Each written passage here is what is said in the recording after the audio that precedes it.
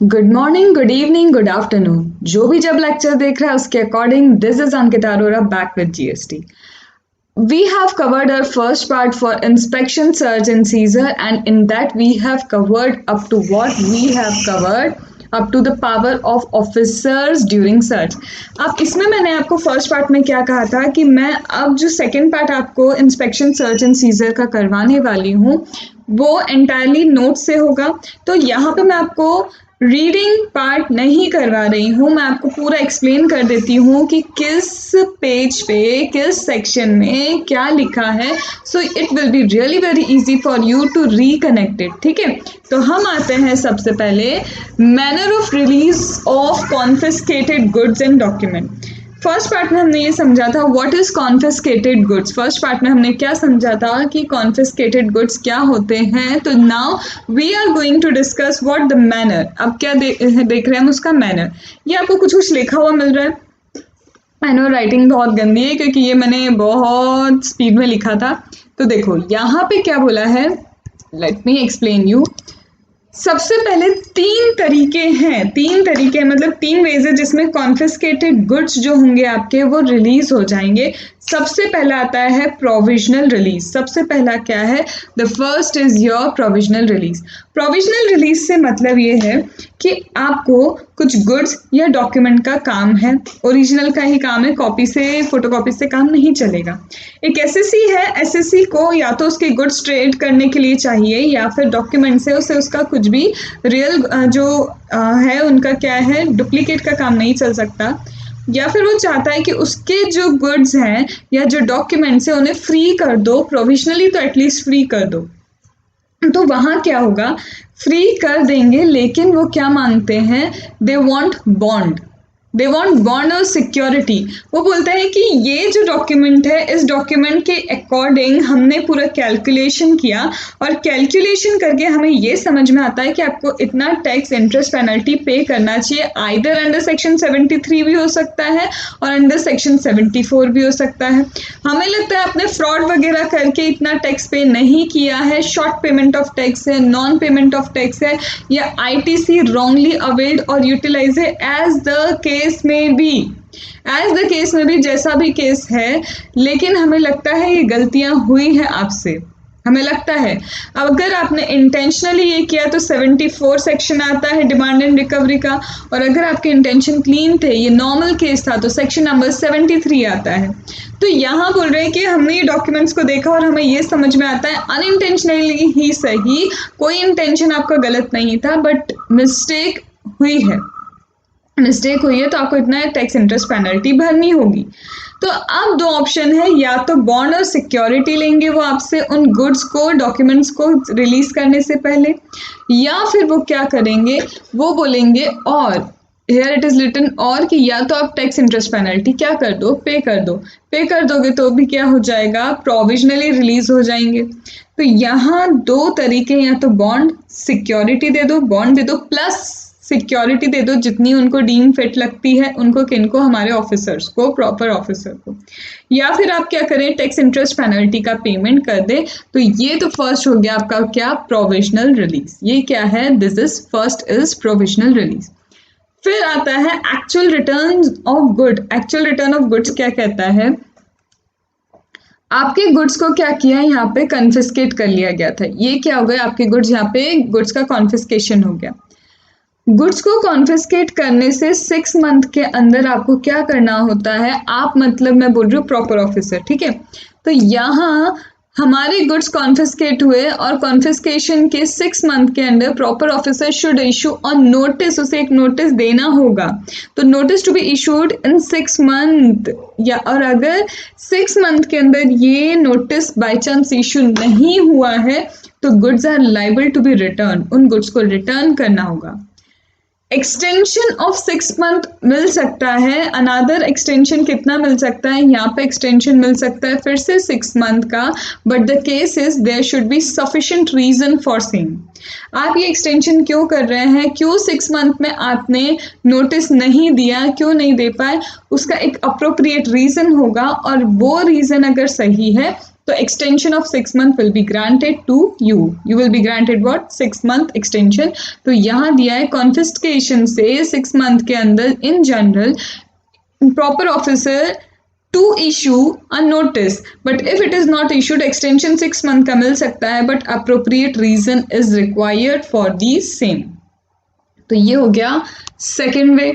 Third आता है disposal of goods. अरे डिस्पोजल ऑफ गुड्स का मतलब ये है कि हजार्डियस है गुड्स या फिर पेरिशेबल है, या with the passage of time, जैसे जैसे टाइम जा रहा है उसकी वैल्यू डेप्रिशिएट होती जा रही है, या फिर स्टोरेज प्लेस की प्रॉब्लम है डिपार्टमेंट के पास, तो कुछ भी हो सकता है, या तो हैजार्डियस नेचर या पेरिशेबल नेचर या लैक ऑफ स्टोरेज स्पेस या depreciation in value with the passage of time, कोई भी रीजन हो, any one of the reason अगर है तो यहाँ पे वो क्या करेंगे, आपके गुड्स को डिस्पोज कर देंगे. That means goods are confiscated goods release हो गए.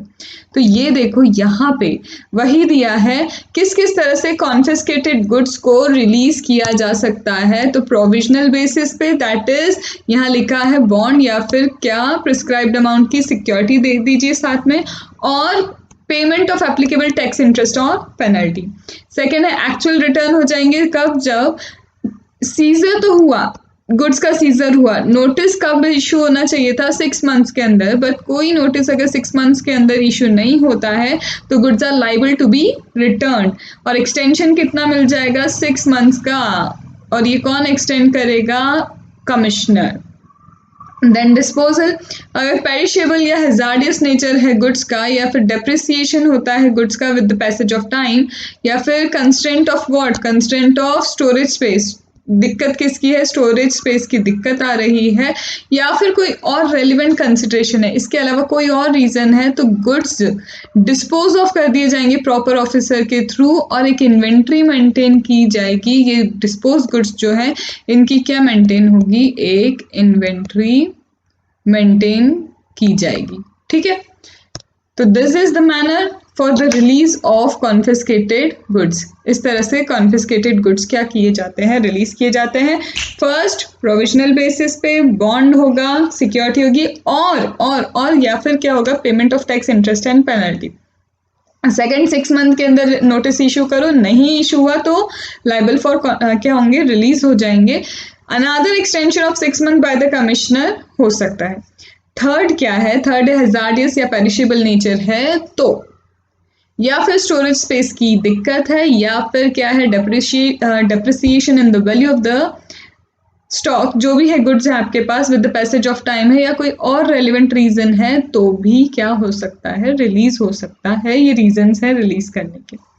फिर आता है हमारे पास आगे प्रोसीजर क्या होगा for conducting search. Search conduct करने का प्रोसीजर क्या है, तो चलिए हम आगे बढ़ते हैं सर्च कंडक्ट करने के प्रोसीजर पे.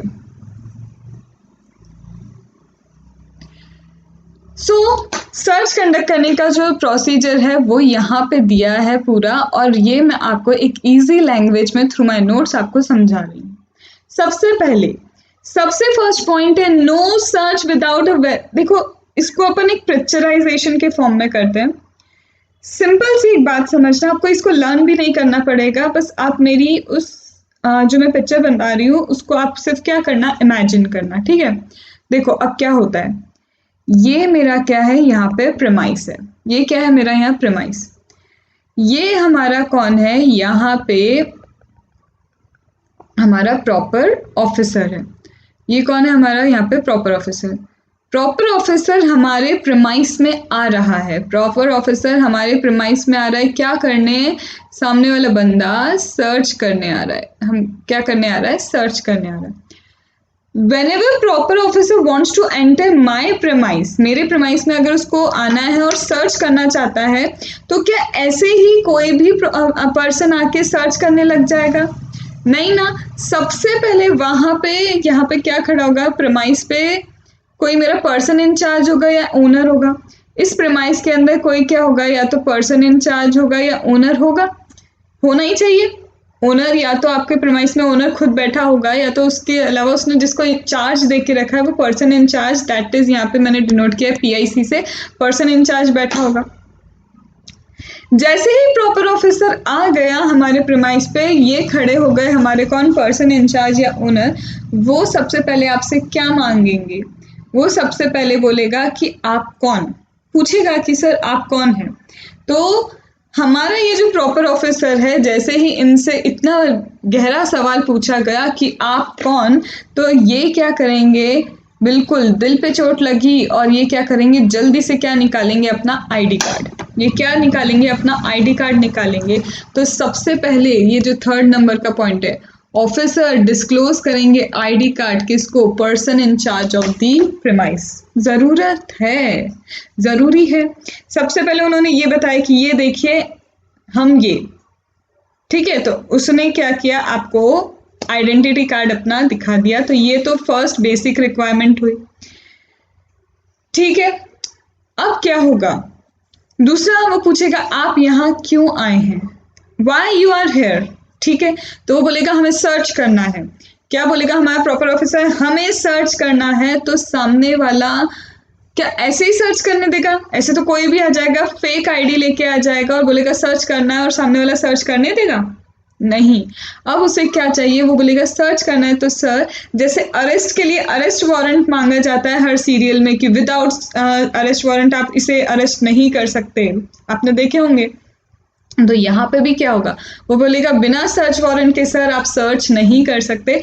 मतलब यहाँ फर्स्ट पॉइंट पे आओ, यहाँ क्या बोल रहा है कि without a valid search warrant आप सर्च नहीं कर सकते। सर्च तब तक कंडक्ट नहीं होगी जब तक सर्च वारंट नहीं हो, वैलिड सर्च वारंट होना जरूरी है। 2 पॉइंट, जैसे ही एंट्री ली प्रीमाइसेस में, पर्सन इंचार्ज या ओनर खड़ा होता है और बोलते हैं आप कौन, आप आइडेंटिटी कार्ड दिखाते हैं उसको। फिर बोलता है क्या करने आए हैं, आप बोलते हैं सर्च करने आए हैं। वो बोलता है सर्च करना है तो पहले क्या लेके आओ, सर्च वारंट लेके आओ। तो दूसरा है without a valid search warrant search can not be conducted. हुआ। फिर आते हैं, सामने वाले ने बोला ठीक है आप सर्च करने जा रहे हैं, लेकिन हम आप पे विश्वास कैसे करें, एक बार आप हमको क्या करो, हमें आपकी चेकिंग करनी है। ऐसा तो नहीं आप ही कोई डॉक्यूमेंट्स लेके जा रहे हो और वहां से निकाल के बोले लो देखो ये तो तुम्हारे यहाँ से ही आया है। ट्रस्ट होना चाहिए ना। तो इसका मतलब अब ये जो ऑफिसर है, ये ऑफिसर अपने आप को ऑफर करेगा पर्सनली इस इंसान को, पर्सन इंचार्ज या ओनर को, कि ठीक है आप एक बार हमारी क्या करो, चेकिंग कर लो, हम कुछ नहीं लेके आए हैं, हम सिंपली आके अब सर्च करेंगे, जो मिलेगा यहीं से मिलेगा। इसका मतलब ये कि पर्सन इंचार्ज पर्सनली अपने आप को ऑफर करेंगे, किस चीज के लिए, पर्सन इंचार्ज अपने आप को पर्सनली ऑफर करेंगे कि लो हमें क्या कर लो, एक बार चेक कर लो, हमारी सर्च ले लो कि हम तो कुछ नहीं लेके आए। और ऐसा उन्हें कब करना है पता है, प्रीमाइस में अंदर आने से पहले और प्रीमाइस से बाहर जाने से पहले भी, कि देखो हम और कुछ भी नहीं लेके जा रहे हैं, जो है सामने है। तो बिफोर एंड आफ्टर सर्च, फिर बिफोर या आफ्टर सर्च पर्सनली वो अपने आप को ऑफर करेंगे कि आप हमें एक बार सर्च कर लीजिए कि कहीं हमारे पास कुछ है तो नहीं। तो पहला क्या हुआ, ID card. Second, search warrant. Third, personally offer करेंगे खुद को before and after the search कि वो हमें क्या कर ले, एक बार देखो पर्सन इंचार्ज आप हमें देख लीजिए, हम कुछ ले जा नहीं रहे हैं और वापस आते वक्त क्या क्या लेके आए हैं ये देख लो, कुछ लेके आ रहे हैं, कितना लेके आ रहे हैं वो सब नोट डाउन किया गया। अब जैसे पर्सन इंचार्ज को हक है, ठीक है, वैसे ही प्रॉपर ऑफिसर को भी है कि कहीं सामने वाला कभी हमें ब्लेम ना कर दे, तो कोई ना कोई विटनेस भी बिठाते हैं वो सर्च में। वो कहते हैं कि हम किसी और के घर में जाके तलाशी ले रहे हैं, कल को ऐसा ना हो कि हमें ही कोई ब्लेम कर दिया जाए, तो इसलिए 2 विटनेस रखे जाते हैं during the search. There are 2 witness, 2 witness रखे जाते हैं ड्यूरिंग द सर्च, और ये जो विटनेस है ये आपके एरिया के ही होते हैं, आपके एरिया के आसपास के लोगों को ही विटनेस बनाया जाता है। और इन केस अगर लोकल एरिया के लोग या तो है नहीं या फिर क्या है, वो हर कोई अपने किसी और के फटे में तो टांग नहीं अड़ाता है। मुझसे पूछा गया कि आप विटनेस बनेंगे, मैंने कहा नहीं sorry I can't be a witness, आज मुझे एक मीटिंग में जाना है, मैं नहीं बन सकती। या तो अवेलेबल नहीं है कोई, या फिर क्या है कि कोई किसी की विलिंगनेस ही नहीं है बनने की।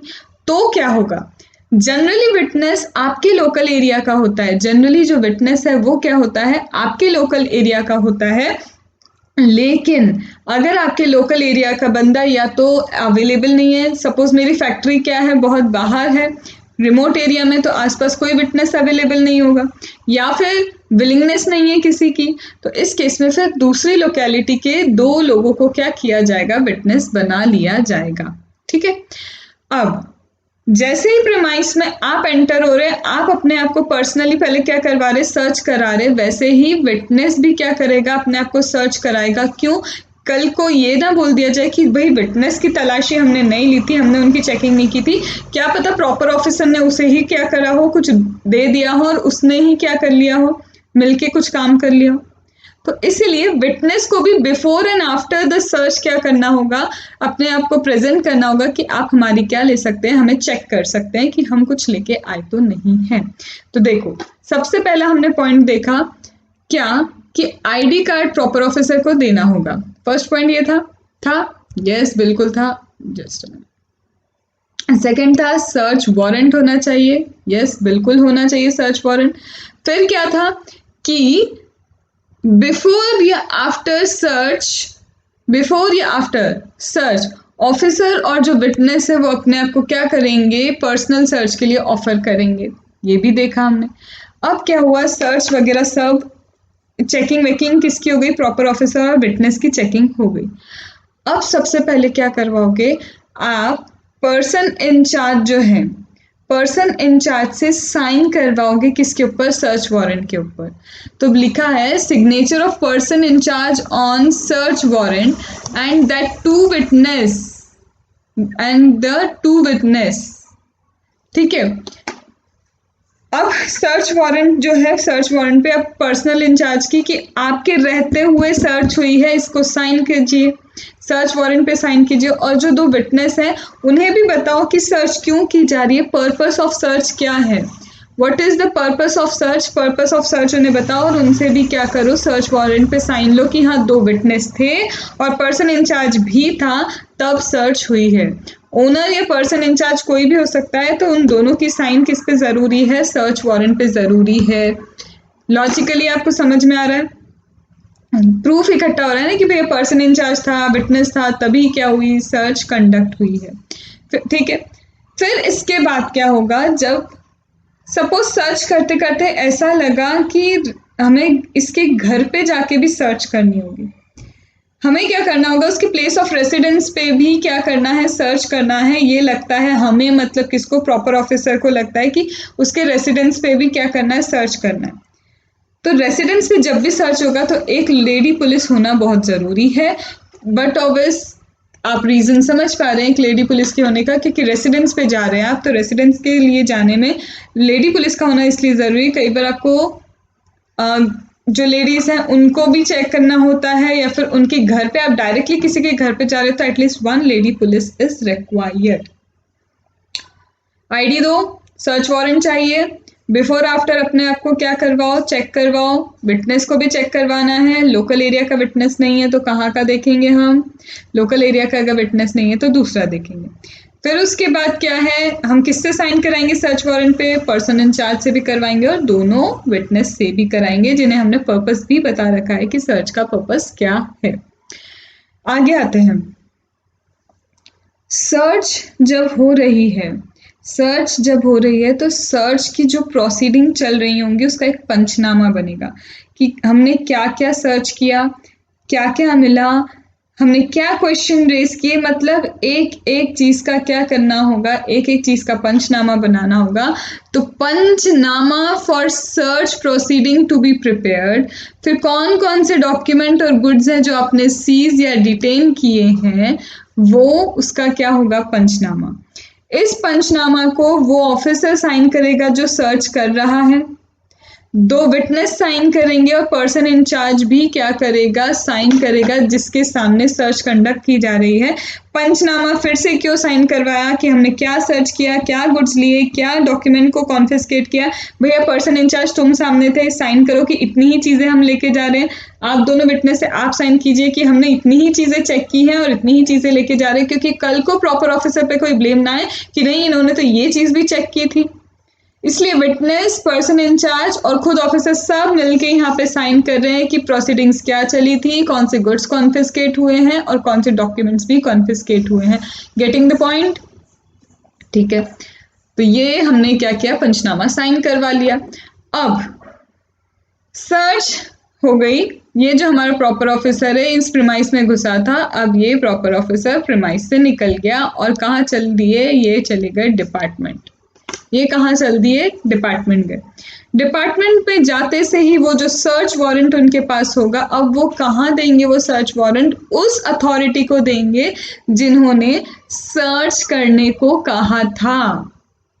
ये प्रॉपर ऑफिसर अपने हायर लेवल ऑफ ऑफिसर को सर्च वारंट देगा जिसने उसे ऑथोराइज किया था जाके सर्च करने के लिए। तो रिटर्न करेगा ये सर्च वारंट, हमारा प्रॉपर ऑफिसर रिटर्न करेंगे search warrant to the officer who has issued this search warrant. जिसने भी ये सर्च वारंट इशू किया था उन्हें रिटर्न किया जाएगा। उस सर्च वारंट पे क्या लिखा होगा, उस ऑफिसर का नाम जो सर्च में पार्टिसिपेट किए थे उन सबके नाम लिखे होंगे और सर्च का क्या आउटकम आया वो रिपोर्ट भी अटैच होगी। सपोज ये सर्च वारंट है, मैं सर्च वारंट रिटर्न कर रही हूँ उस ऑफिसर को जिसने ये सर्च वारंट इशू किया था। इस सर्च वारंट में लिखा होगा उस ऑफिसर के नाम, वो सारे ऑफिसर के नाम जिन्होंने सर्च में क्या किया है, पार्टिसिपेट किया था। And along with that report भी लिखी जाए, रिपोर्ट अटैच की जाएगी आउटकम की, कि सर्च का आउटकम क्या आया है उसकी रिपोर्ट भी क्या की जाएगी, अटैच की जाएगी। ठीक है, फिर जो इशूइंग अथॉरिटी है, अब प्रॉपर ऑफिसर का भी काम खत्म। अब हम आ गए किस पे, प्रॉपर जिसने सर्च वारंट इशू किया था वो क्या करेगा, उस सर्च वारंट को, कितने सर्च वारंट इशू हुए हैं वो उसके पास अलग रहेंगे, कितने सर्च वारंट वापस आए हैं, रिटर्न हुए, वो उसके पास क्या रहेगा, उसका रजिस्टर अलग रहेगा। तो यहाँ पे ये जो अथॉरिटी है जो इशू करती है सर्च वारंट, जिसके पास सर्च वारंट रिटर्न आए, वो उन चीज़ों का क्या करेगा, रजिस्टर मेंटेन करता है। तो ये क्या है, बेसिक रिक्वायरमेंट्स ऑफ सर्च। और हाँ, अगर पर्सन इंचार्ज या ओनर है वो कॉपी ले सकता है उस पंचनामे की, जो पंचनामा बनाया गया था प्रोसीडिंग्स का, गुड्स कौन से कॉन्फिस्केट हुए हैं, कौन से डॉक्यूमेंट्स का डॉक्यूमेंट्स डिटेन करके रखे हैं उन्होंने, तो यहाँ पे वो क्या कर सकते हैं, उसकी कॉपी ले सकते हैं। Getting the point? बिल्कुल लॉजिकली जब आप इसको सोचोगे ना, ये रिक्वायरमेंट्स रटने की नहीं है, बस लॉजिकल फ्लो है। हाँ, ऐसे ही होता है, इसको इमेजिनेशन में लाओ, पिक्चराइजेशन करो कि हाँ ऐसे आया, हमने सर्च पूछा कि आप कौन है, वो आइडेंटिटी कार्ड देगा, फिर क्या होगा, आइडेंटिटी कार्ड के बाद वो पूछेगा क्यों आए, तो बताएगा सर्च वारंट, फिर सर्च वारंट दिखाने के बाद वो क्या बोलेगा, पहले हमें आपकी चेकिंग करनी है, विटनेस है उनकी चेकिंग करनी है, बाद में भी ये चेकिंग करवा लेना। फिर वो क्या बोलेगा, चलो सर्च वारंट पे साइन कर दो, तुम भी साइन करो, विटनेस भी साइन करेंगे कि हम सर्च कर रहे हैं। फिर उसके बाद क्या होगा, पंचनामा बनेगा, क्या क्या चीज़ें लेके जा रहे हैं, इसकी रिपोर्ट वो किसको देगा, जिसने इशू किया था। तो मतलब एक लॉजिकल सीक्वेंस आप समझ पा रहे हैं ना, are you getting the logical sequence? तो ये हो गया हमारा क्या, जो यहाँ पे दिया है ना बेसिक रिक्वायरमेंट्स, यस ये पूरा वही है, ये पूरा की पूरा वही है। फिर अब आते हैं हम सर्च वारंट और उसके कंटेंट पे, कि सर्च वारंट में क्या क्या चीज़ें हैं, What are the contents of search warrant? अब हम कहते हैं सर्च वारंट पे। सर्च वारंट में क्या क्या होगा यार, सर्च वारंट में सबसे पहले तो सर्च वारंट होता क्या है कि इन रिटर्न लिखा होता है कि इस प्रीमाइस को सर्च करने की अथॉरिटी दी जाती है। तो रिटर्न अथॉरिटी, ये क्या है, return authority to search. Search warrant क्या है, return authority to search. Issue कौन करता है इसे, जॉइंट कमिश्नर और अबाव रैंक वाला ऑफिसर इसे क्या करता है, इशू करता है। अब सर्च वारंट में क्या होगा, सर्च वारंट में कौन से प्रीमाइस को सर्च करना है उसके बारे में, और साथ में reason to believe, reasonable belief होगा कि हाँ इस जगह पे आपको क्यों सर्च करना है, उसका एक रीजनेबल बिलीफ तो चाहिए। ऑल्दो कंक्लूसिव एविडेंस नहीं होगा चीज़ों का, बट एक रीजनेबल बिलीफ तो उसमें लिखा होना चाहिए कि what is the reason because of which search is conducted. तो वो रीजनेबल बिलीफ उस सर्च वारंट में होता है कि वी बिलीव दैट कि आपने कॉन्फिस्केटेड गुड्स अपने पास रखे हैं इसलिए यहाँ पे सर्च हो रही है। वी बिलीव दैट कि कुछ अकाउंट्स आपने ऐसे मेंटेन करे हैं कि आपने सप्रेशन किया है of the transaction. We believe that कि आपने violation of the provision of act किया है इसलिए सर्च हो रहा है, मतलब रीजन टू बिलीव वहां पे होना ही चाहिए। और इशू कौन करेगा ये सर्च वारंट? जॉइंट कमिश्नर या अबाव रैंक का ऑफिसर। आगे आते हैं, इसमें क्या होगा, अब इसको भी लॉजिकली सोचो, कोई रटने का काम नहीं है। सर्च वारंट में एटलीस्ट ये तो लिखा होगा कि कौन से प्रेमाइस को सर्च करना है, तो यहाँ पे सबसे पहले वही होगा, प्रेमाइस टू बी सर्च्ड। कौन से प्रेमाइस को सर्च करना है वो लिखा होगा। कौन करेगा सर्च वारंट? अगर कोई दिखा रहा है तो सामने पढ़ने वाला ये तो देखेगा कि अच्छा आइडेंटिटी कार्ड मिस्टर रामनाथ की है, तो यहाँ सर्च वारंट में क्या मिस्टर रामनाथ को ही कहा गया है कि भैया आप क्या करो, सर्च जाके करो, तो वहां लिखा होगा ना name designation of the person who is authorised to search. ठीक है, फिर कितने दिन तक वैलिड है ये सर्च वारंट? 1 दिन, 2 दिन, 3 दिन, कितना? आज नहीं गए कल चले जाना, मतलब कितने दिन की वैलिडिटी है, तो वैलिडिटी ऑफ सर्च वारंट होगी। फिर इसके बाद ये भी तो देखो कि इशू करने वाला कौन है। सर्च वारंट इशू करने वाला हमारे ज्यूरिसडिक्शन का पर्सन है भी या नहीं, तो वो तो देखो कि कौन से सर्कल से सर्च वारंट इशू हुआ है। तो यहाँ पे name designation of the officer, name of issuing officer और उसका डेजिग्नेशन। ठीक है, फिर place of issue, just a minute, हाँ यहाँ पे क्या था, नेम ऑफ इशूइंग अथॉरिटी हो गया, डेजिग्नेशन हो गया, फिर date and place of issue, किस दिन इशू किया था, किस प्लेस ऑफ इशू क्या है वो भी लिखना होगा कि किस दिन इशू हुआ था सर्च वारंट, क्योंकि डेट पता होगी तभी तो वैलिडिटी चेक कर पाओगे, डेट पता होगी तभी तो क्या कर पाओगे, वैलिडिटी। फिर serial number of warrant, warrant का क्या होगा, सीरियल नंबर भी होगा कि किस नंबर का वारंट किसको इशू हुआ है, तो सीरियल नंबर चेक करो उसमें।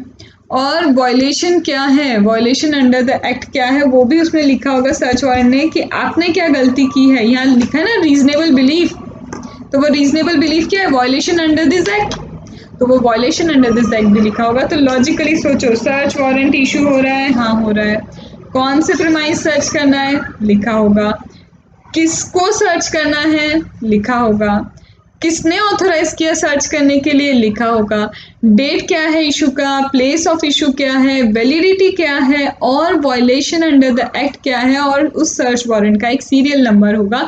This are the contents of your search warrant. ये क्या है, आपके सर्च वारंट के कंटेंट्स हैं। ये क्या है, ये है आपके सर्च वारंट के कंटेंट्स। आया, क्या चीजें समझ में आई? तो एक काम करो, इतना से एक बार सबसे पहले क्या करो, रिवाइज कर लो, फिर इसके बाद 2 मिनट के ब्रेक के 3 मिनट के ब्रेक के बाद आगे कंटिन्यू करवाती हूँ, जिसमें हम करेंगे safeguard provided in respect of search and seizure. फिर अरेस्ट के बारे में इजी सी चीज़ें हैं, लेकिन हाँ हमें थोड़ा सा क्या करना है, लॉजिकली चलना है। वीडियो थोड़ा सा लंबा होने वाला है तो इसलिए बी रेडी। तो थोड़ा सा आप छोटा सा ब्रेक लो और ब्रेक के बाद हम देखते हैं यहाँ पे कहाँ थे हम, या